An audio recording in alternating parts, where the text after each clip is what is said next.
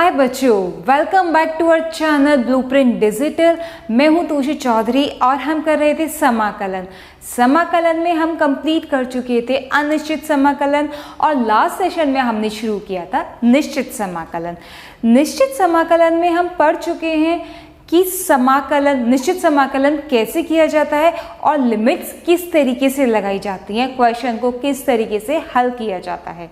आज हमारा निश्चित समाकलन का दूसरा सेशन है और हम पढ़ने वाले हैं निश्चित समाकलनों के गुण। ये 8 प्रॉपर्टीज बच्चों आज हम पढ़ेंगे। ये बहुत ही यूजफुल होने वाली है हमारी आगे की क्लासेस के लिए और निश्चित समाकलन के लिए। बच्चों ये 8 प्रॉपर्टीज हैं जिसको हमने P0, P1, P2, P3 up to P7 से डिनोट किया है। ठीक है, P0 मतलब फर्स्ट प्रॉपर्टी, P1 मतलब सेकंड प्रॉपर्टी, P3, P2 मतलब थर्ड प्रॉपर्टी और इसी तरीके से आगे भी।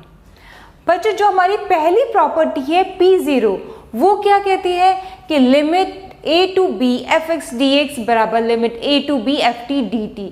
इसका मतलब अंदर जो वेरिएबल है फंक्शन है वो किसी भी वेरिएबल में हो तो हम उसका अगर निश्चित समाकलन करते हैं किन्हीं दो लिमिट्स यानी सीमाओं के बीच में तो फर्क नहीं पड़ता। जैसे अगर आपके पास कोई फंक्शन है fx बराबर एक्स स्क्वायर तो ft कितना हो जाएगा बच्चों, टी स्क्वायर।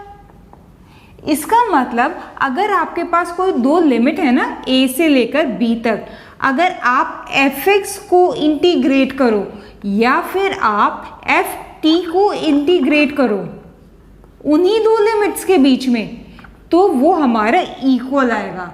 यही नहीं, अगर आप कोई तीसरा वेरिएबल भी ले लेंगे यानी फलन को आप x या t के बजाय किसी और फॉर्म में भी ले लेंगे, जैसे हमने fz ले लिया, fz dz, लिमिट्स वही रहनी चाहिए तो भी हमारा सेम आंसर आता है। ठीक है ना, ये हम इसलिए कर रहे हैं, ये वाली प्रॉपर्टी आगे मतलब काफ़ी यूज़ होंगी। इवन हम फर्स्ट प्रॉपर्टी का यूज़ आगे की प्रॉपर्टीज़ को यूज़ करने में भी कर लेंगे। देखिए जैसे P0 है, हमने अभी बताया, हम इसको प्रूव कर रहे हैं, limit a to b fx dx। हमने माना fx को समाकलित करके कैपिटल fx आ रहा है। ठीक है, तो लिमिट्स फिर हम लगाएंगे a टू b, ये हमने लिमिट्स लगा दी। लिमिट्स लगाने के बाद हम क्या करते हैं, पहले अपर लिमिट रखते हैं, उच्च सीमा रखते हैं और उसके बाद हम नीचे वाली सीमा रखते हैं, बीच में माइनस का निशान लगा देते हैं। ये आ गया। ठीक है, ये आ गया हमारा लेफ्ट हैंड साइड जो हमारा बाई साइड दिया हुआ है। अब हम जो हमारी दाई साइड जो दिया हुआ है राइट हैंड साइड में उसको हम सॉल्व करते हैं। उससे क्या आएगा, आप देखेंगे कि उससे भी यही आएगा, समाकलित करके कीजिए। जब fx को समाकलित करके कैपिटल fx आ रहा है तो ft को समाकलित करके कैपिटल ft आएगा। क्यों आएगा, जैसे अभी अभी हमने देखा है एक्स स्क्वायर को समाकलित करेंगे तो कितना आएगा, एक्स क्यूब अपॉन 3। इसी तरीके से आप टी स्क्वायर को समाकलित करेंगे तो कितना आएगा, टी क्यूब बाय 3। सिर्फ x की जगह पर t आ जाएगा। तो अगर स्मॉल fx को समाकलित करके कैपिटल fx आ रहा है तो इसका मतलब स्मॉल ft को समाकलित करके कैपिटल ft आएगा। ये हमने लिख दिया कैपिटल ft और लिमिट्स हम इसकी रखेंगे a to b।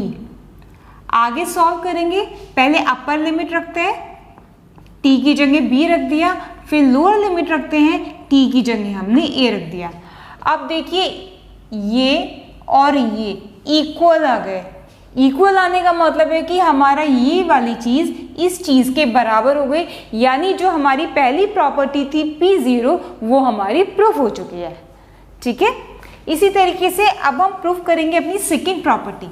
Second property की क्या कहती है, limit a to b fx dx बराबर minus of limit b to a fx dx। यानी अगर हम निम्न सीमा और उच्च सीमा को इंटरचेंज कर दें, नीचे वाली ऊपर और ऊपर वाली को हम नीचे वाली बना लें तो हमारा माइनस का साइन आ जाता है। ठीक है, देखते हैं P1 अगर हम प्रूफ करने वाले हो तो कैसे करेंगे, limit a to b fx dx। ये हमने लेफ्ट हैंड साइड ले ली।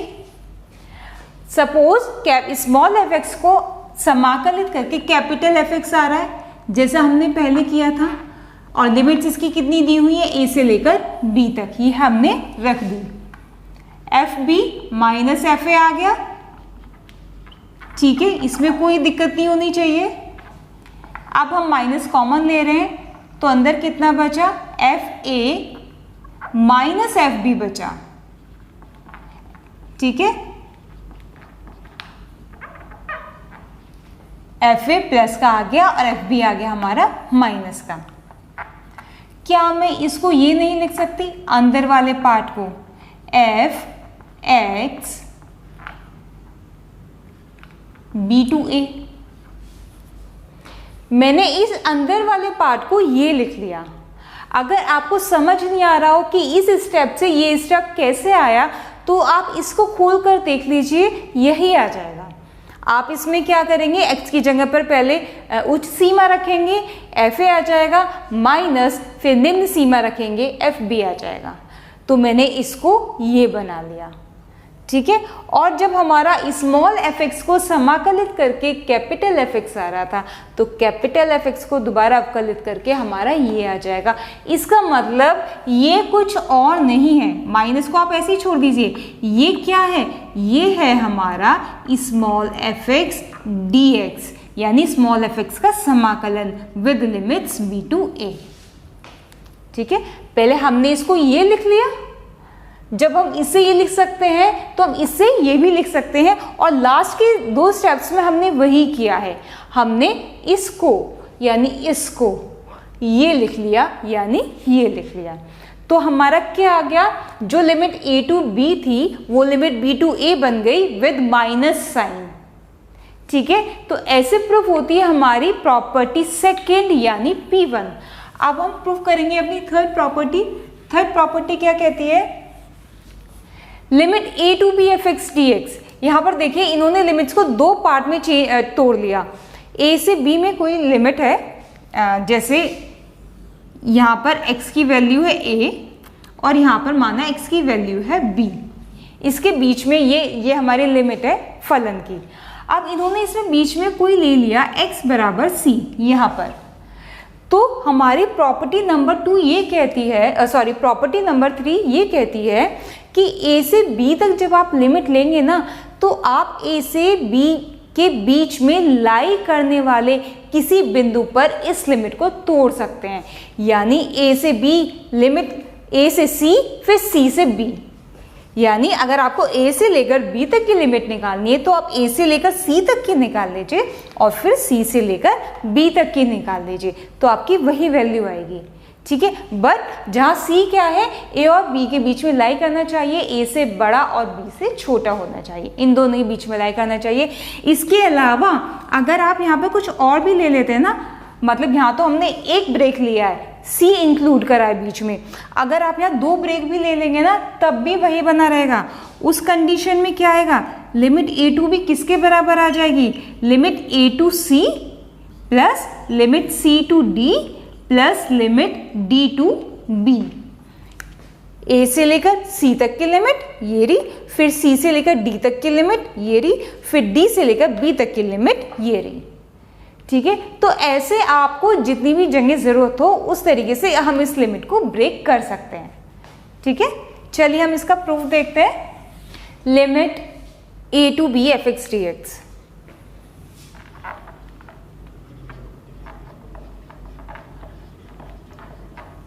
स्मॉल एफ एक्स को समाकलित करके माना कैपिटल एफ एक्स आ रहा है,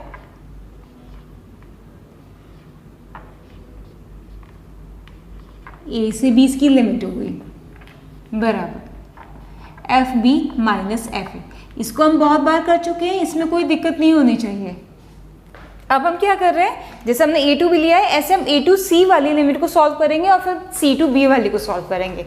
लिखिए a to c F x D X बराबर capital F X limit a से लेकर c तक, यानी F C minus F A, ठीक है।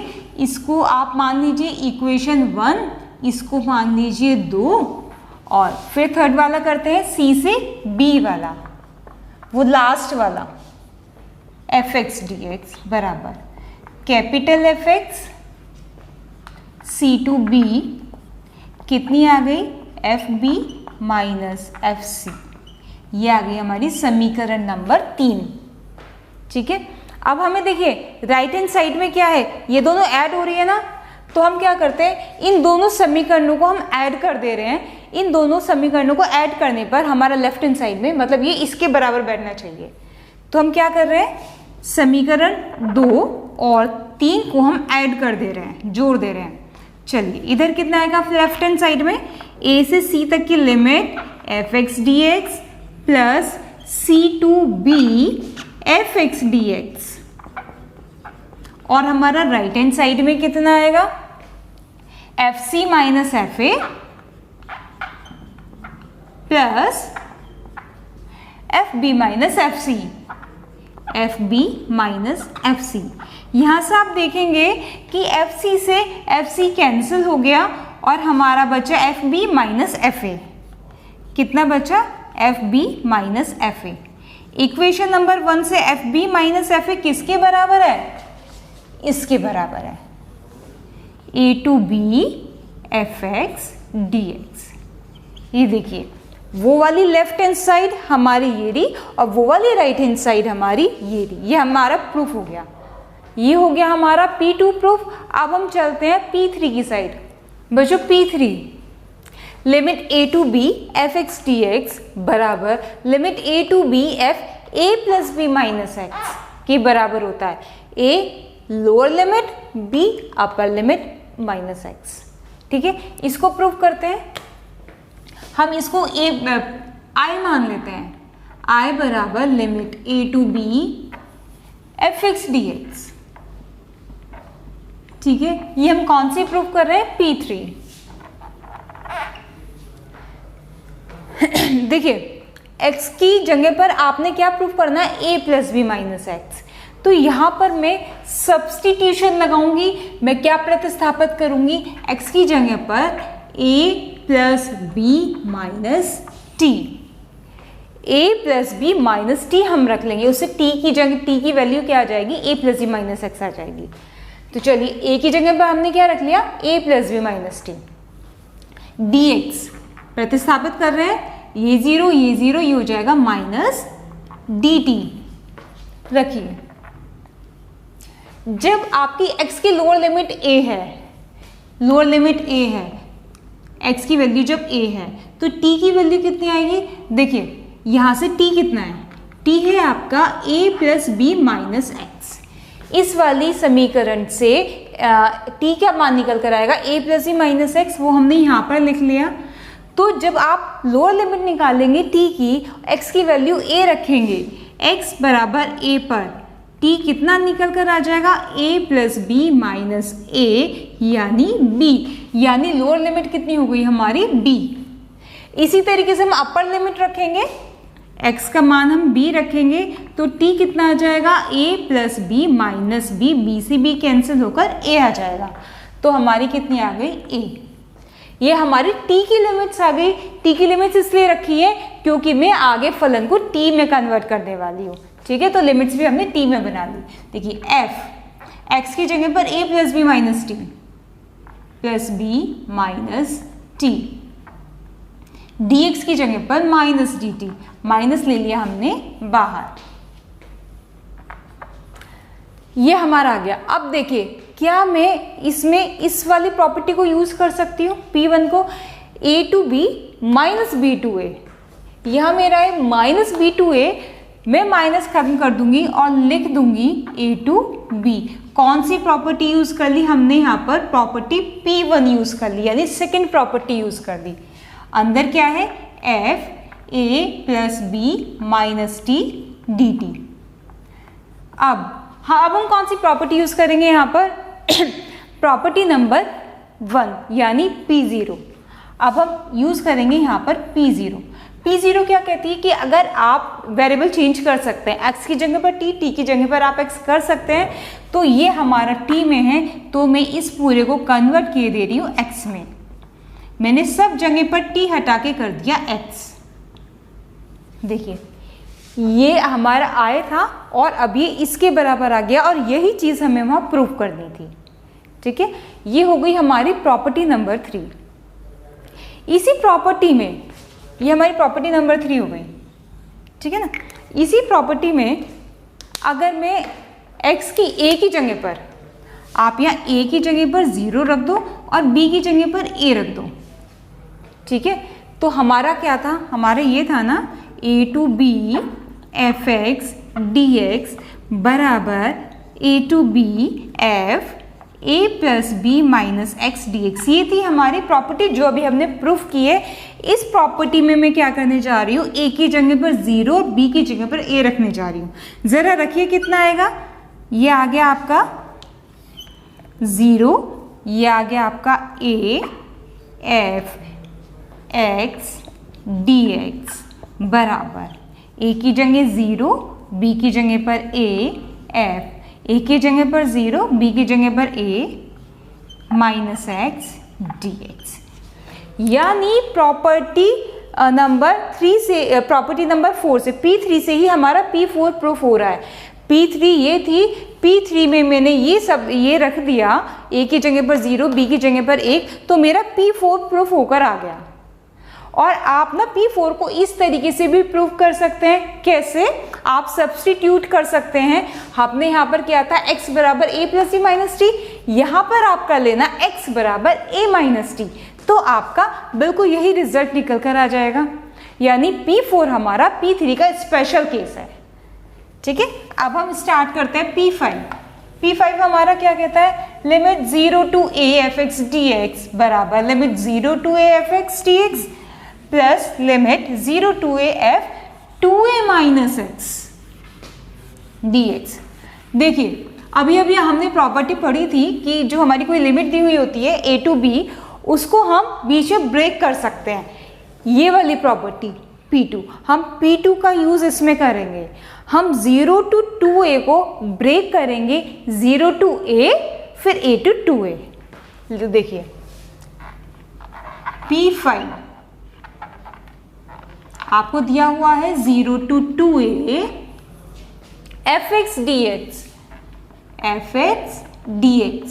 हम क्या कर रहे हैं, इसको दो बीच में ब्रेक कर रहे हैं। हम एक बार ले रहे हैं 0 टू a fx dx और एक बार हम ले रहे हैं a to 2a fx dx। ये देखिए हमने कौन सी प्रॉपर्टी यूज की है, P2। हम यहाँ साइड में मेंशन कर देते हैं कि हमने यहाँ पर P2 यूज किया है, कि P2 से हमने ऐसे कर लिया। ये वाला जो पार्ट है फर्स्ट वाला, ये मेरा आ चुका है यहाँ पर।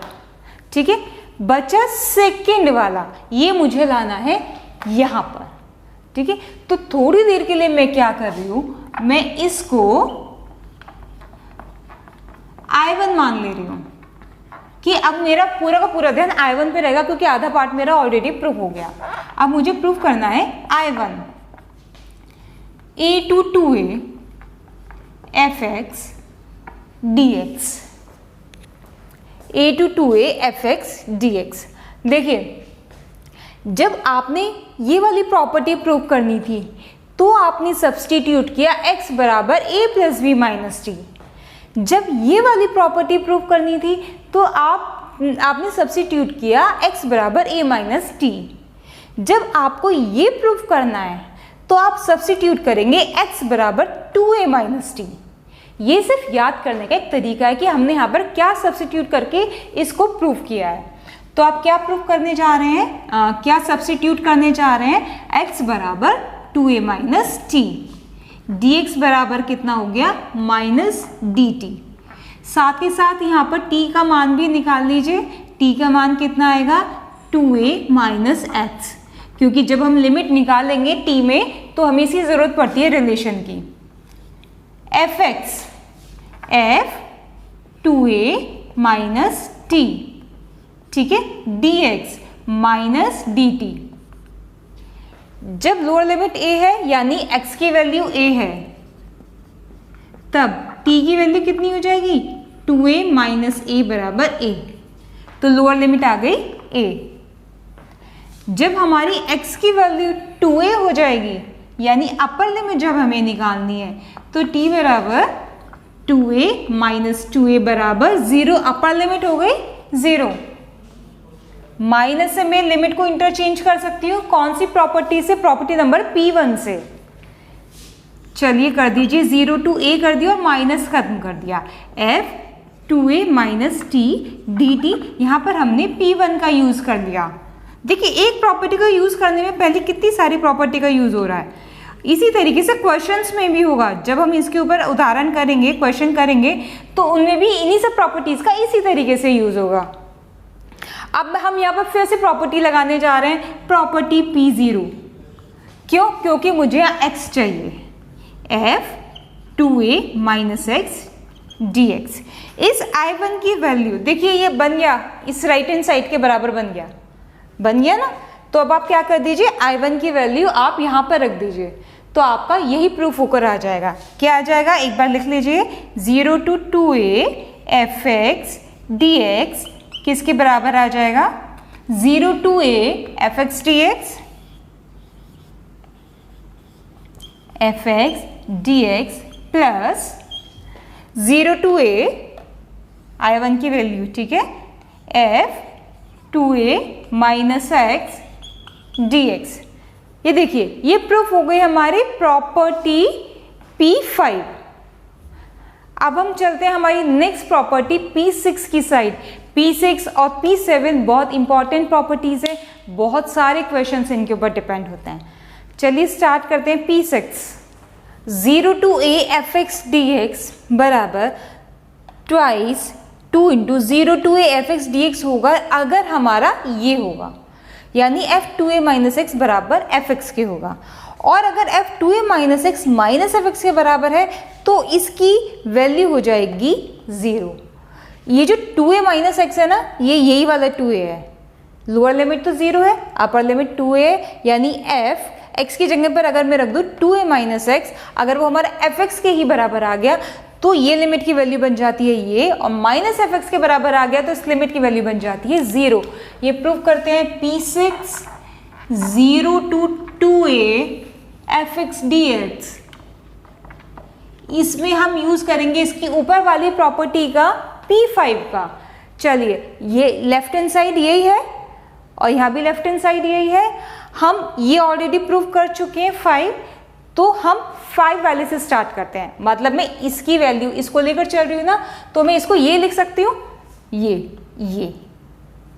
ये वाला पार्ट ये मैं इसको लिख सकती हूँ, ठीक है ना, क्योंकि हम ये ऑलरेडी प्रूव कर चुके हैं।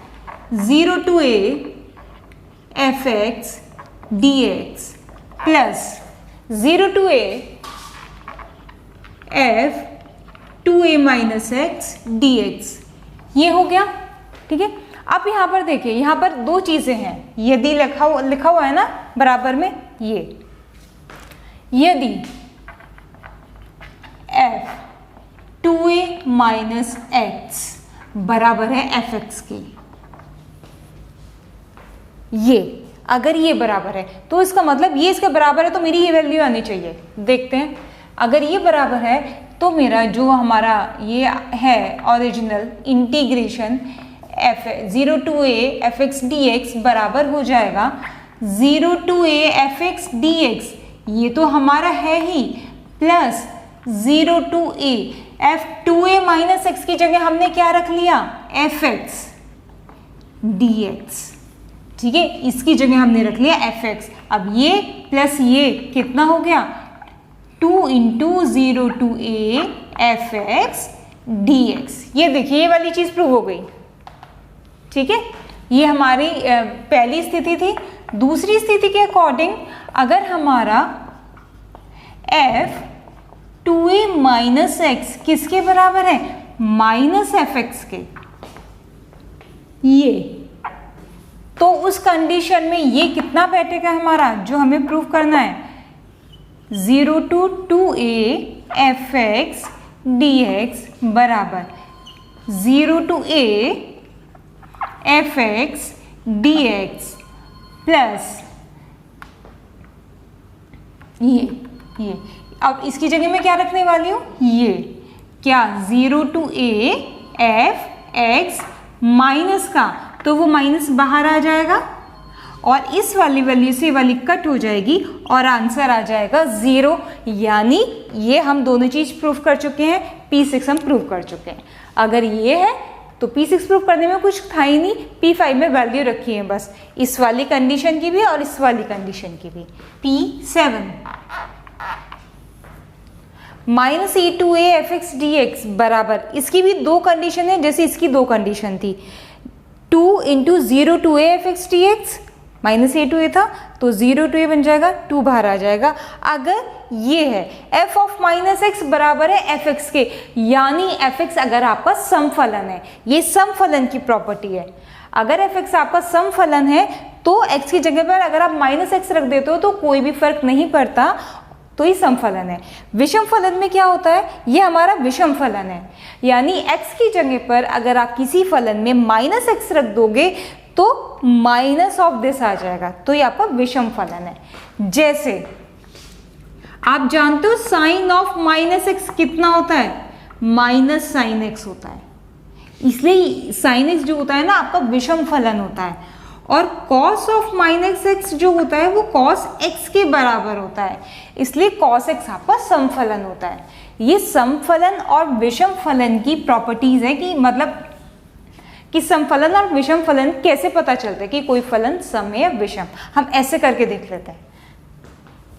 बाद में डिटेल से डिस्कस करेंगे कभी सम और विषम फलनों पर हम, फिलहाल हम P7 प्रूव करते हैं। Minus A2A F x D x, property number लगाइए P2, माइनस ए और ए के बीच में 0 ले लीजिए, इसको 0 से ब्रेक कर दीजिए, minus A2 0 F x D X plus 0 to A F x D x.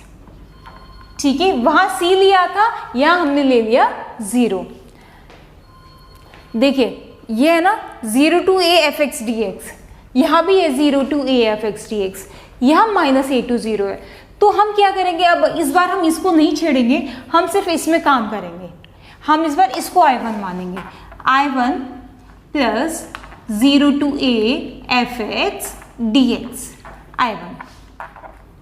I1 solve करते हैं अब हम अलग से। ठीक है,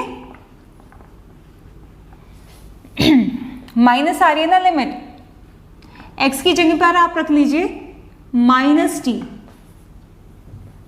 तो dx कितना हो जाएगा, माइनस dt।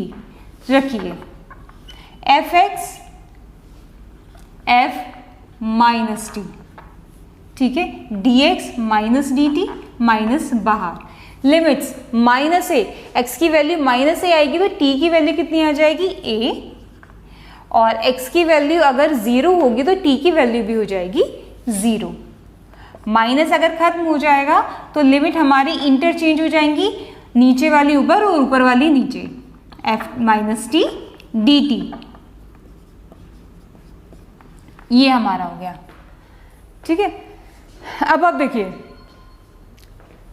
इसको प्रॉपर्टी P1 से ना x में कन्वर्ट कर लीजिए, साथ के साथ यहीं पर हमने अब P1 लगा दी, यानी t को हमने x में कन्वर्ट कर दिया। अब अगर हमारा fx बराबर f माइनस एक्स बराबर fx है, दो कंडीशन अराइज होंगी अभी जैसे पहले हुई थी। पहली कंडीशन के अकॉर्डिंग अगर हमारा fx समफलन है, fx कैसा फलन है, समफलन है। समफलन का मतलब f ऑफ माइनस एक्स बराबर है आपका fx के। उस कंडीशन में I1 कितना हो जाएगा, 0 to a f x D x हो जाएगा। ठीक है, 0 to f x D x हो जाएगा क्योंकि इसकी जगह पर आप ये रख दोगे, और जब आप I1 की वैल्यू यहां पर रखोगे तो 0 to A F x D x ये रहा और 0 to A F x D x ये रहा, तो आपका जो I मिल जाएगा वो कितना मिल जाएगा, 2 into 0 to A F x D x, ये मिल जाएगा। ठीक है, सेकेंडली अगर आपका एफ एक्स विषम फलन है, ठीक है, विषम फलन है, यानी एफ ऑफ माइनस एक्स बराबर है आपका माइनस एफ एक्स के, उस कंडीशन में आपका I1 क्या होगा, ये देखिए यहाँ पर 0 to a f of minus X बराबर minus F X minus F x D X. ठीक है, I1 आगे आपका निकल कर ये, अब इस I1 की वैल्यू आप यहाँ पर रख दीजिए तो आपका ये कितना आएगा, जो गिवन इंटीग्रल है I1 यानी minus 0 to F x D X plus 0 to F x D X, minus वाले से प्लस वाला कैंसिल हो जाएगा और हमारा यहाँ से I कितना निकल कर आ जाएगा, 0। ठीक है, तो अगर आपका एफ एक्स हमारा सम फलन है यानी ये वाली कंडीशन है तो 2 into 0 to F x D X, और अगर आपका विषम फलन है तो ये आ जाएगा 0। ये हमारी सातों की सातों आठों प्रॉपर्टीज प्रूफ हो चुकी हैं P0 से लेकर P7 तक। तो बच्चों आज हमने पढ़े हैं निश्चित समाकलनों के गुणधर्म। अपने नेक्स्ट सेशन में हम पढ़ेंगे इनसे रिलेटेड कुछ उदाहरण। बच्चों आपको हमारी आज की वीडियो कैसी लगी, गुणधर्म निश्चित समाकलनों के आपको समझ आए या नहीं आए, ये सब आप हमें बता सकते हैं। आपकी फीडबैक्स का हमें इंतज़ार रहेगा। अगर आपको वीडियो पसंद आई है तो लाइक कीजिए और दोस्तों के साथ शेयर कीजिए। हमारे चैनल को अभी तक सब्सक्राइब नहीं किया है तो सब्सक्राइब कीजिए और बेल आइकन को प्रेस करना ना भूलिए, क्योंकि इसी से हमारे सारे नोटिफिकेशंस आप तक पहुँचेंगे। तो हम मिलते हैं नेक्स्ट क्लास में निश्चित समाकलन से रिलेटेड इनके गुणधर्मों पर आधारित उदाहरणों के साथ। तब तक के लिए बाय बाय।